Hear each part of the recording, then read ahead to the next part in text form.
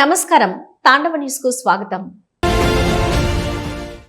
ప్రజాసేవలో main Lions club ఎల్లప్పుడూ ముందుంటుందని district governor Raghavendra Rao అన్నారు. తుని పట్టణంలోని స్థానిక మర్చెంట్ భవన్ లో శనివారం నిర్వహించిన మెయిన్ లయన్స్ క్లబ్ సమావేశంలో ఆయన పాల్గొన్నారు. సమాజ సేవలో సభ్యులు తమ సొంత నిధులు, సమయాన్ని వెచ్చిస్తూ సేవా కార్యక్రమాల్లో భాగస్వాములవుతున్నారని తెలిపారు. ప్రజాసేవే లక్ష్యంగా మెయిన్ లయన్స్ క్లబ్ ముందుకు సాగుతుంది. తుని పట్టణంలోని స్థానిక మర్చెంట్ భవన్ లో నిర్వహించిన మెయిన్ లయన్స్ క్లబ్ సమావేశానికి డిస్ట్రిక్ట్ గవర్నర్ రాఘవేంద్రరావు ముఖ్య అతిథిగా హాజరయ్యారు.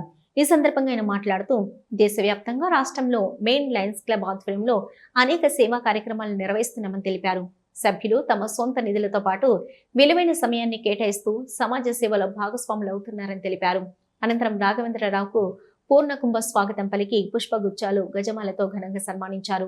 ఈ కార్యక్రమంలో ఉషారాజు, దండం రామచంద్రరావు, కలిగింది Satyanarayana, Noble IT college correspondent Satyanarayana Raju, Pavan Kumar, Pothala Ramana, DVS Raju, KV Subbaraju, BDG KV Rao, DCS Shyamala, Bangaru Raju తదితరులు పాల్గొన్నారు.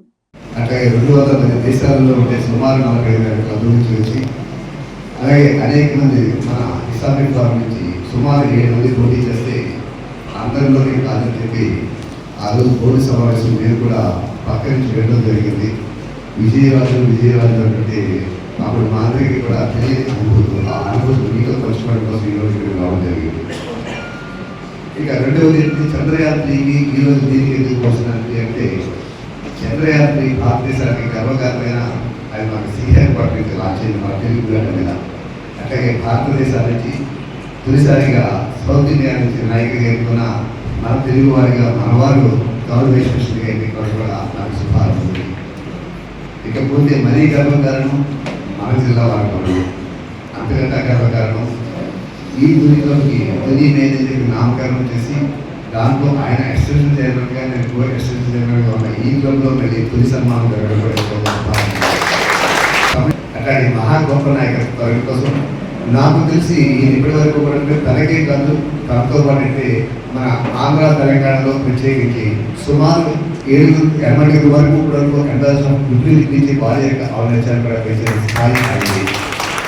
అలాగే బ్రహ్మపతి సింహ గారు, వీరికి కూతురు, 2 మనవలు, అదేవిధంగా తల్లి గారు కమలాదేవి, తండ్రి గారు సత్యనారాయణ.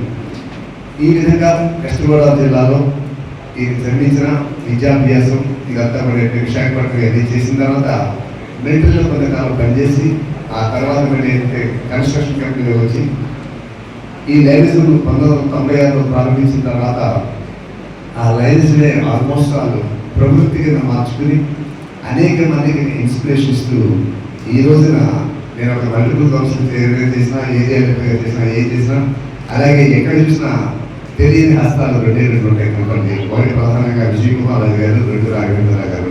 ఎప్పుడైనా డిస్కషన్ ఇలాగే అవి వస్తుంటాయి. ఆ విధంగా ఈ అనుబంధం ఇలాగే కొనసాగుతూ మీ అందరినీ కూడా కోరేది ఏంటంటే, ఎప్పటి వరకు మన విజయ్ కుమార్ అనుకున్నాం, కానీ ఇక్కడి నుంచి అయితే మనవాడి కాదు అందరం ఎంపిక ఒక గొప్ప నాయకుడైనా. సో ఆ నాయకుడు స్థాయికి వచ్చిన తర్వాత మనకు కూడా కొన్ని పాటించవలసిన విధానం ఉంటాయి. ఇప్పటివరకు మనం ఏ బీజీ చేయడం అయితే విజయ్ గారు ఎలా ఉన్నారో లేదా ఇది అని చేయొచ్చు, కానీ ఇప్పుడు ఒక ఇంటర్నేషనల్ వ్యవస్థకు ఒక నాయకులు కాబోతున్నారు కాబట్టి ఆ డిగ్నిటీ దగ్గర ఆయన పాటించాలంటే ఆయన జిల్లాలో ఉంటే మనం కూడా పాటించాలి. సో దానికోసం మనం కూడా అంటే ఆ గ్యాప్ మెయింటెనెన్స్ అనేది కూడా మనం కూడా అభ్యాసం చేయాలి.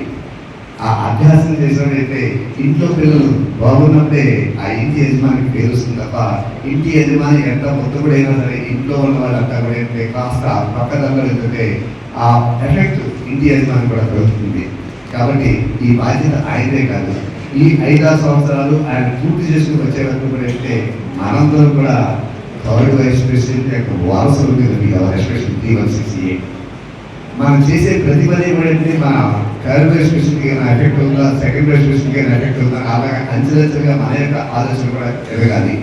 సో ఆ విధంగా ఏంటంటే మీ అందరికీ చెప్పేది, మిగతా ఎంతమంది ఏం చేస్తున్నారు, ఏ పిల్లలు ఇదంతా కూడా మనకి అనవసరం. కాబట్టి మనకి కావాల్సింది ఈరోజు ఆ నాయకుని మనం చూడాలి, ఆ నాయకుడి నేరులో ఆ నాయకుడి అడుగుజాడలో మనం నడవాలి. కాబట్టి డెఫినెట్గా ఈ రోజున మా అందరి తలకు అంటే ఎప్పుడు అవుతారు ఇది ఎప్పుడు అవుతారు ఎంత అటాచ్మెంట్ అంతా నిన్న మొన్న కూడా నాకు చాలా మంది థర్డ్ ఎస్పెషల్గా ఎండార్స్మెంట్ వచ్చింది కదా ఆయన బిజీగా ఉంటారు మీకు చెప్పేసి ఆయన చెప్పేసి మీరు ఆయన చెప్పేయండి అని చెప్పినప్పుడు నాకు Tandava News. For more updates, like, share and subscribe.